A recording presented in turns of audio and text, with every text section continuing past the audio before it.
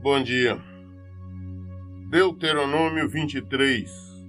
Livro de Deuteronômio, capítulo 23. Nenhum homem castrado que tenha esmagado os testículos ou amputado o órgão genital poderá fazer parte do povo de Deus, o Senhor. Nenhum filho bastardo nascido de uma união ilícita fará parte da congregação do Eterno, e seus descendentes também não poderão entrar na Assembleia do Senhor até a 10ª geração. Nenhum amonita ou moabita até a 10ª geração fará parte do povo de Deus, o Senhor. Eles deverão permanecer de fora, pois não foram ao vosso encontro com pão e água quando caminháveis após a saída do Egito. E porque subornaram Bilam ben Beor, ou seja, Balaão, filho de Beor, para vir de Petor em Arã, em Mesopotâmia, com o propósito de proferir maldição contra o teu povo. Entretanto, Deus, o teu Deus, não quis dar ouvidos a Balaão, Senhor, o teu Deus, e transformou a maldição em bênção a teu favor, pois Deus, teu Deus, te ama. Na época da lei, vamos mais além, nós vamos encontrar pela frente, aleijado, qualquer tipo de pessoa que tivesse defeito físico, ou que fosse um filho bastardo, ou seja, não filho legítimo, não filho de uma mulher solteira, filho de um adultério, ou qualquer espécie de defeito físico. E mais, até o fato, até quem tinha nariz chato, não podia ser sacerdote. Não podia ministrar no templo do Senhor. Eu vejo muitas pessoas dizer, a palavra de Deus vale uma só. Em Levítico está dito isso é que vale, em Deuteronômio está escrito isso é o que vale. Se vale, também tem que valer para todos esses quesitos. Não pode. Na época da lei não podia.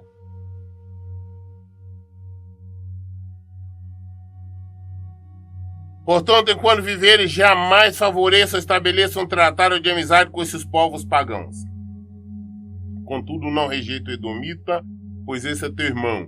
Não abomines o Egito, porque foste um estrangeiro em sua terra. Na 3ª geração, seus descendentes terão acesso à Assembleia de Deus. Alguns povos, alguns inimigos, considerados inimigos de Deus, eles não podiam servir na casa de Deus até a 10ª geração. Então, é uma situação bem rigorosa. E quando eu falo que nós não temos que cumprir a lei, porque a lei se cumpriu em Jesus. Tem algumas religiões, algumas seitas que gostam de praticar parte da lei.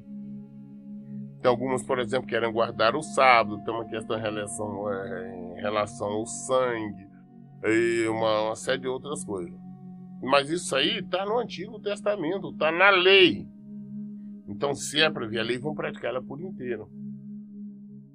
Da mesma forma que vem pessoas da tribo, não, pastor, Moisés mandou dar carta de divórcio.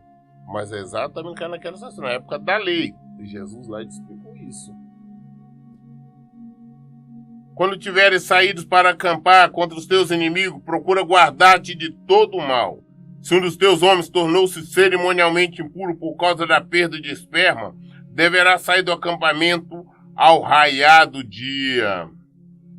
Ao cair da tarde, ele se banhará em água limpa e ao pôr do sol poderá retornar ao acampamento.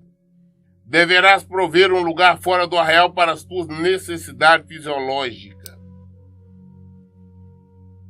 Quando o povo estava acampado e ia para a guerra, de alguma maneira, algum dos soldados, ali os guerrilheiros, durante a noite ele tivesse tido um problema de ejaculação, ele tinha que sair de madrugada, sair do acampamento, ir se banhar e ficar fora até o final da tarde sem voltar ao acampamento.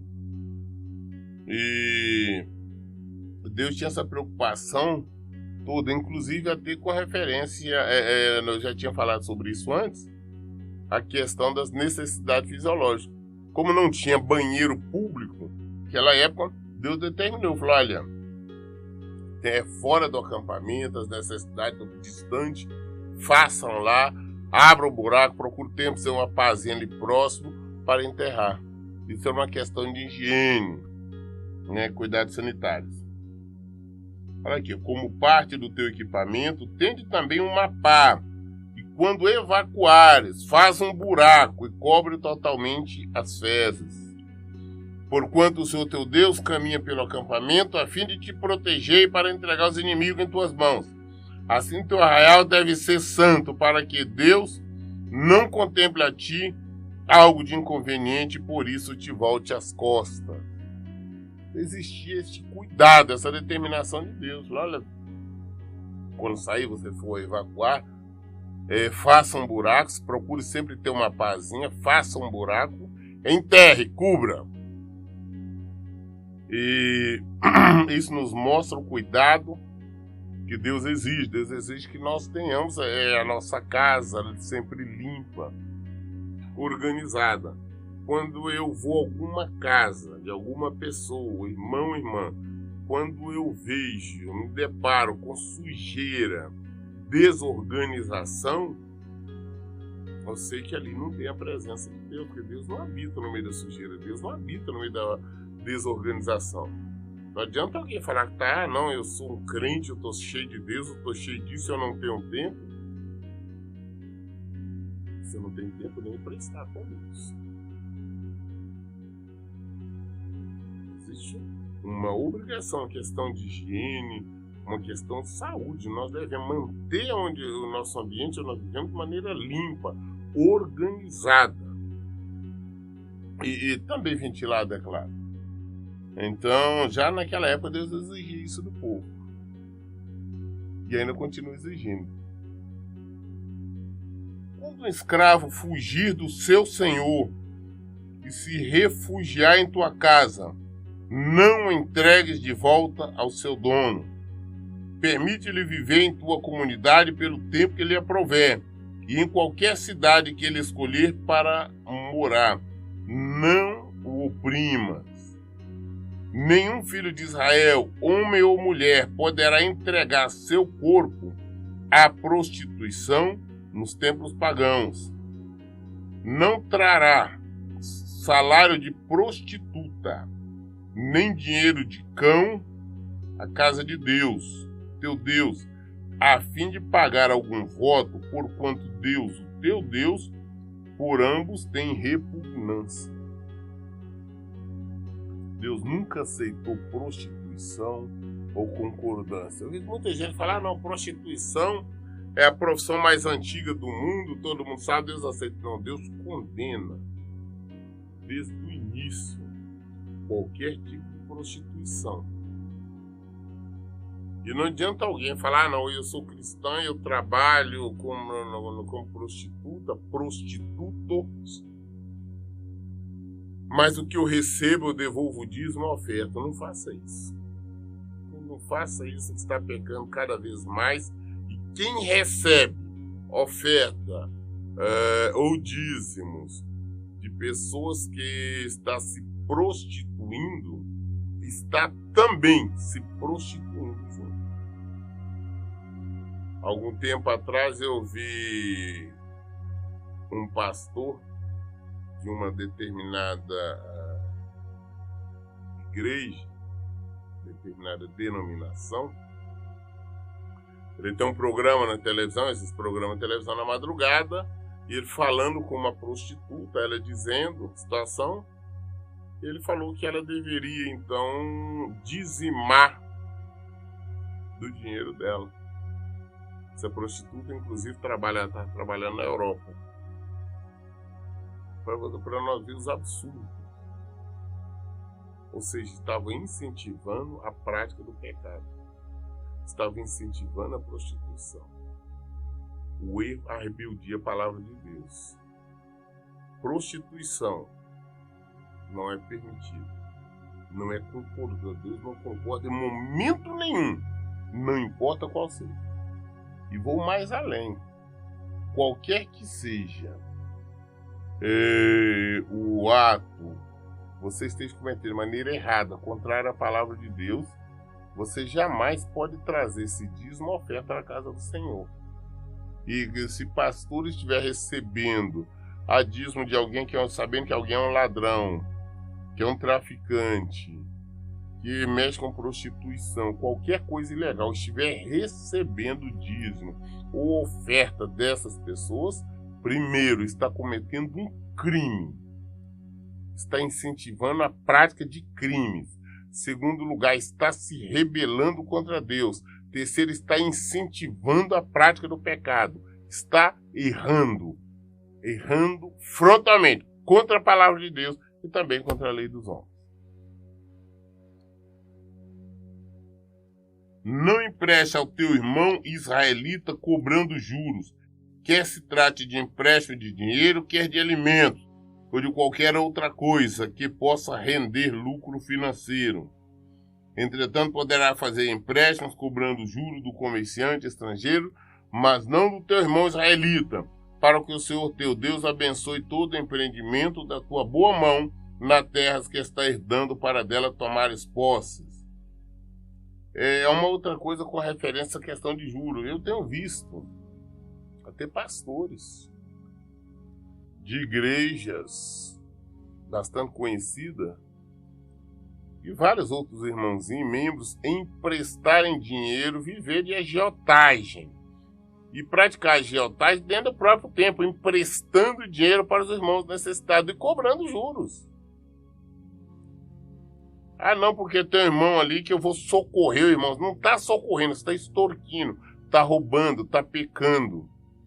Os juros, o que você cobra dos seus irmãos vai servir para te levar para o inferno. Somente serve para isso. Você pode estar no altar, nos púlpitos da igreja, pode estar pregando, pode estar cantando, pode estar fazendo o que quiser.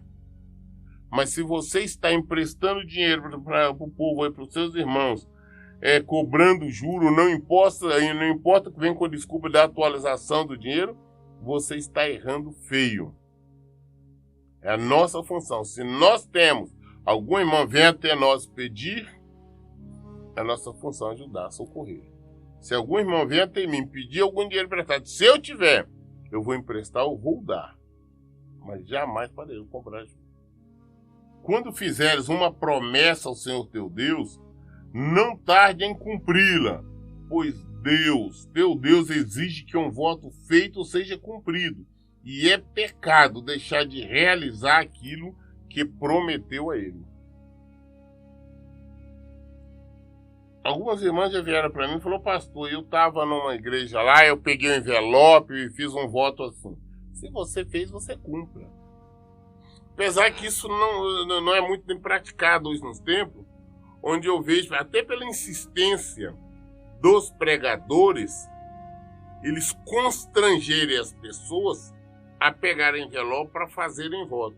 Só que a maioria não tem condição de cumprir esses votos, acaba não cumprindo, né, com o que tratou. Então são várias vezes você pega bíblias, né, de irmãos cheios de envelopes. Então o que nós temos que fazer é resistir. Se você não tem condições de cumprir um voto, não faça. Se você fizer algum voto com Deus, cumpra. Ah, não, eu fiz, mas Deus está vendo que eu não tenho condições de cumprir. Não tem condição. Se você sabe que não tinha condição de cumprir, não faça. Porque o que nós tratarmos com Deus, nós temos que cumprir. Ah, mas eu fiz na hora porque eu pensei. Não pensa, você tem que ter certeza. Jesus nos dá alguns exemplos, ele diz na Bíblia, quando nós começarmos uma obra, nós temos que antes analisar se nós temos condições de concluir. E antes de nós iniciarmos uma guerra, nós temos que fazer um levantamento, nós soldados, nossa munição, para ver se nós temos condição de vencer. Então, antes de fazer qualquer voto, pensa se tem condição de cumprir. Porque se fizer, cumpre. Ah, pastor, eu fiz um voto com Deus, eu vou jejuar todos os dias durante um mês, uma semana. Tem certeza que você vai cumprir? Se não fizer isso que você pensa que seria uma bênção, vai transformar em maldição. É pecado. Eu fiz um voto todo dia fazer isso ou fazer aquilo. Se você fez a Deus, cumpre. Ao tempo que eu estava lá, eu fiz esse voto, então você vai se cumprir. Ninguém pode quebrar qualquer voto de que alguém fez a Deus. Quando entrar na vinha do teu próximo, poderá comer à vontade até ficar saciado, todavia nada acumules ou transporte no teu cesto. Quando entrar na plantação de trigo do teu próximo, poderá colher as espigas com a mão, mas não use a foice para ceifar o trigo do teu próximo. Deus, naquela época, já recomendava, já tinha preocupação, até com os necessitados, né, com quem estava passando por dificuldades. Quando qualquer pessoa passasse por uma horta, por uma plantação de qualquer coisa, ele poderia ali comer.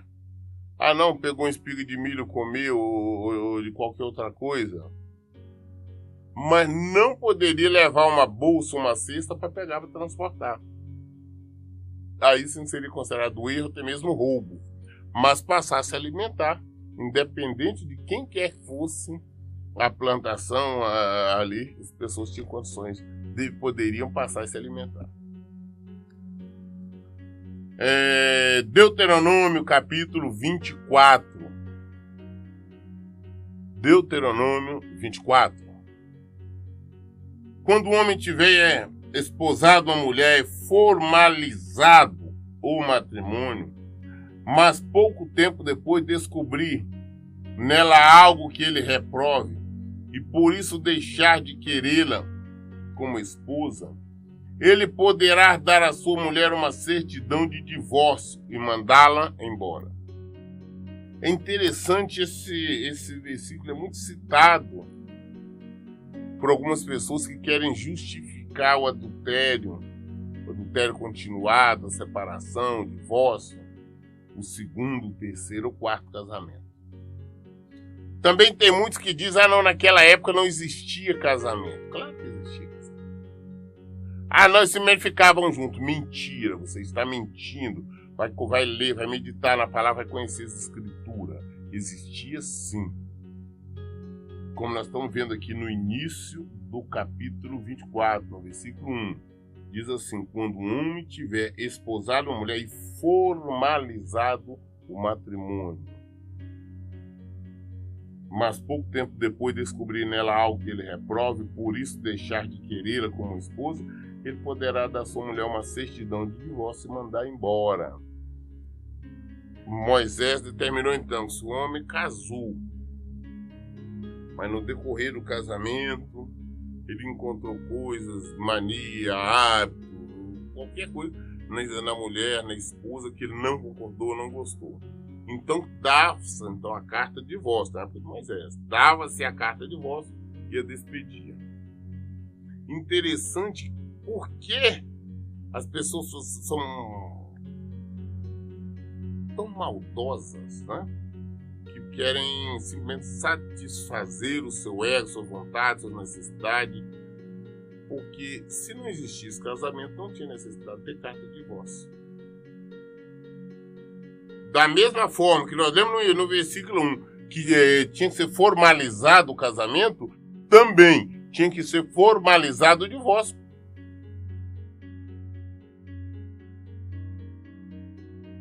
Então divorciava, segundo Moisés, podia divorciar e mandar embora por qualquer motivo. Estamos falando da lei. Entretanto, se depois de partir de casa ela se tornar esposa de outro homem, e este vier a não gostar mais dela também, igualmente lhe dará a certidão de divórcio e a mandará embora. Ou se o segundo marido morrer. O primeiro que se divorciou dela não poderá casar-se com ela novamente. visto que é considerada cerimonialmente impura para ele. Casar de novo com ela seria uma ofensa abominável contra Deus, o Senhor. Portanto, não permitas que se cometa um pecado tão grave assim na terra que Deus, teu Deus, te está entregando na herança. Naquela época, quando a mulher se divorciava, o homem dava certidão de divórcio, na época da lei, foi o que Moisés disse. Ela podia casar de novo com outro homem. Mas se ela divorciasse do segundo marido e ela não quisesse mais estar casada, o outro dispensasse, ela não poderia voltar para o primeiro marido. Ela não poderia voltar para o casamento inicial. Ou mesmo se ela ficasse viúva do segundo, ela não poderia voltar para o primeiro. Seria considerada cerimonialmente impura. Isso é na época da lei. E quando os fariseus vieram falar sobre esses versículos a Jesus disse assim, permitiu por causa da dureza do coração. Ele disse, mas eu vos digo. Não está mais na lei, agora é em Jesus. Para que tu deixar a mulher, aquele que deixou o marido, casar com outro, ela casar com outro. Está adulterando. E quem casar com essas pessoas está adulterando. Vivemos em Jesus, é a palavra de Jesus.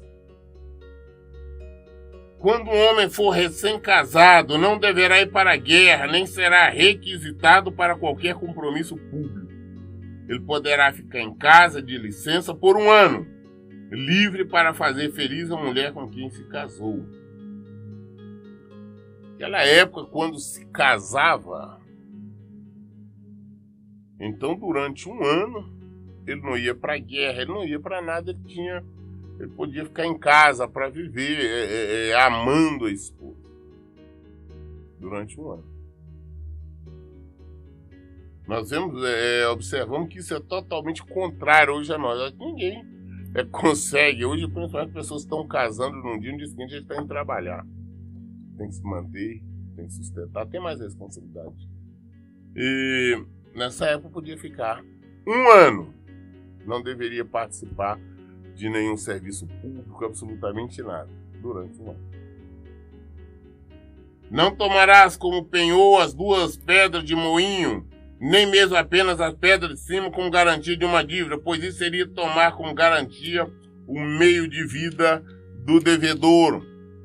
Se alguém for detido em flagrante, sequestrando um dos seus irmãos dentre os filhos de Israel, a fim de explorá-lo ou vendê-lo, tal sequestrador deverá ser condenado sumariamente à pena de morte. É desse modo que extirpará o mal no meio do povo de Israel. Nos casos de lepra e doenças contagiosas da pele, cuida de pôr diligentemente em prática tudo que os sacerdotes, levitas, vos ensinares. Cuidareis de seguir cuidadosamente as orientações que transmiti a eles.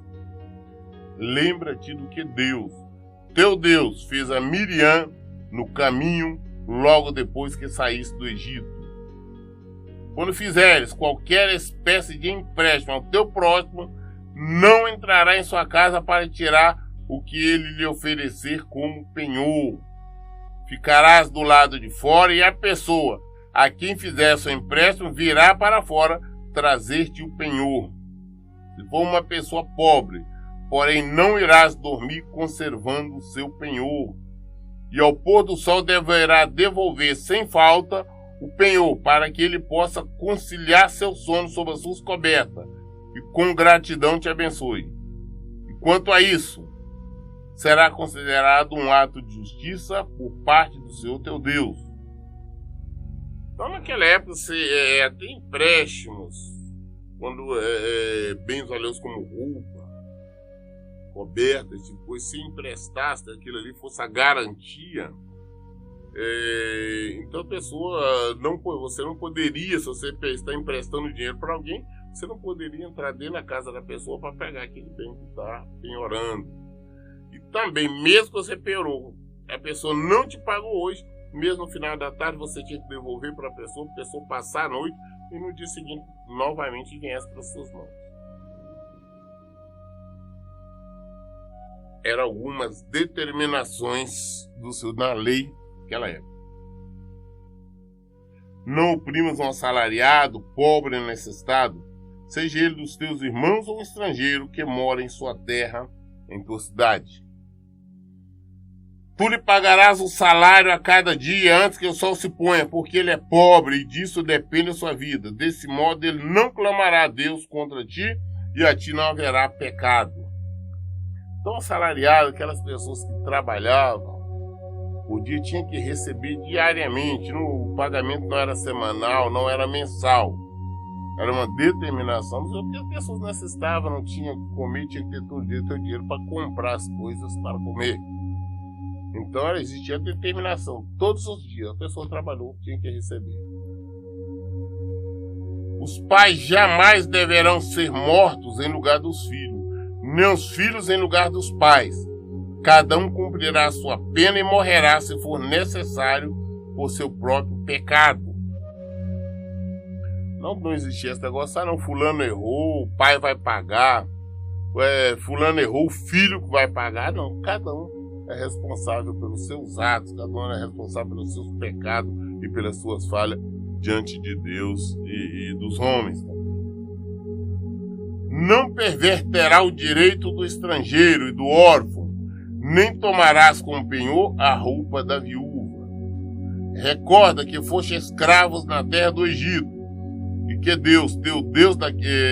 teu Deus daquele povo te resgatou.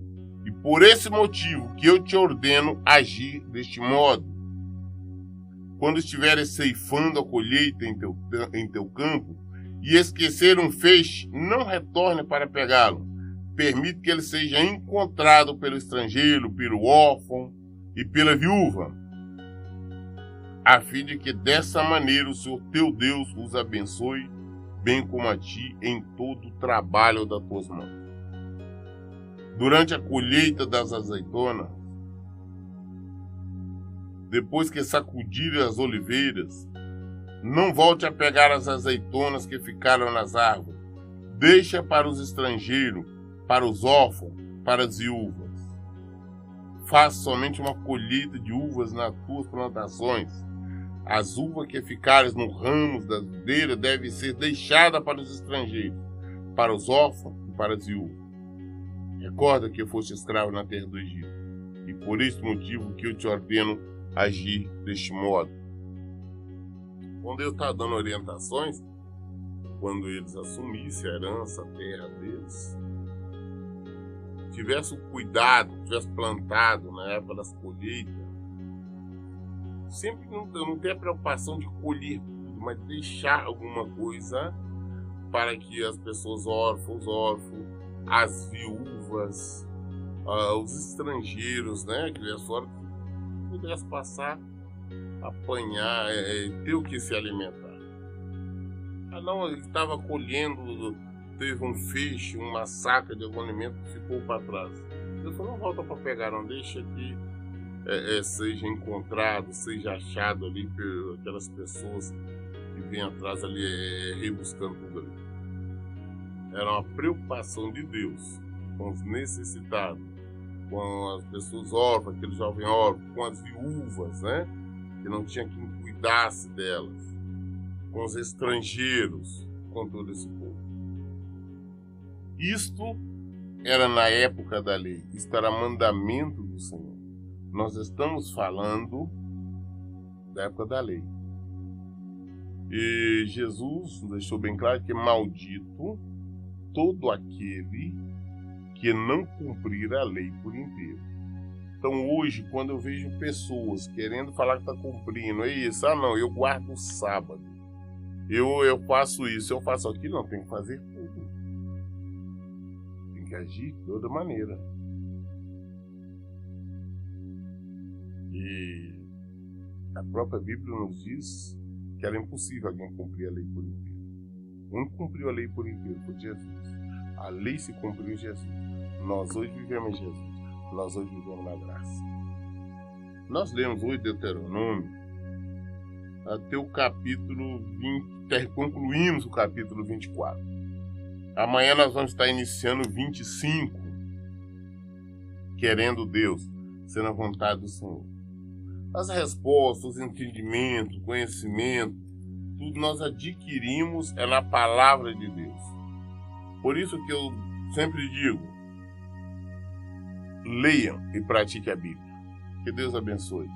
Tenham um bom dia.